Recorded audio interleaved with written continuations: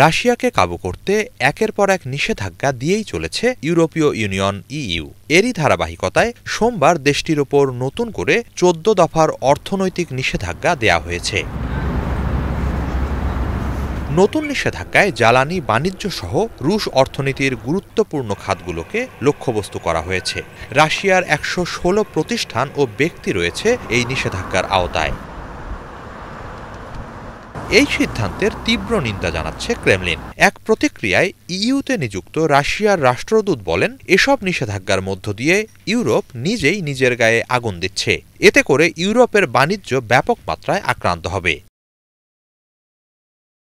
EU ইউরোপের স্থানীয় বাণিজ্য প্রতিষ্ঠানগুলোর স্বার্থ দেখছে না উল্লেখ করে রুশ রাষ্ট্রদূত বলেন, এর মধ্য দিয়ে প্রতিষ্ঠানগুলোকে এই বার্তাই দেয়া হচ্ছে যে যারা এ নিষেধাজ্ঞা সমর্থন করে না তারা ইউরোপীয় ইউনিয়নের বিরুদ্ধে।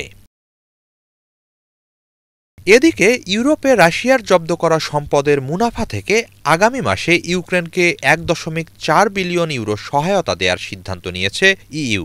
সোমবার ইইউর পররাষ্ট্রনীতি ও সিকিউরিটি পলিসি বিষয়ক জ্যেষ্ঠ প্রতিনিধি জোসেফ বোরেল জানান, এখন পর্যন্ত হাঙ্গেরি এই সিদ্ধান্তে সমর্থন না জানালেও তাদের পাশ কাটিয়ে ইউক্রেনকে অর্থ সহায়তা দেওয়ার পথ মিলেছে।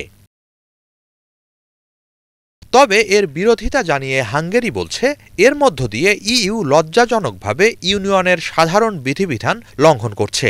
ইউক্রেনে সামরিক প্রশিক্ষণ পাঠানো বা ইউরোপের অস্ত্র দিয়ে রাশিয়ায় হামলার অনুমতি দেয়ারও বিরোধী হাঙ্গেরি। তাদের মতে এ ধরনের পদক্ষেপ রেড লাইন অতিক্রমের শামিল।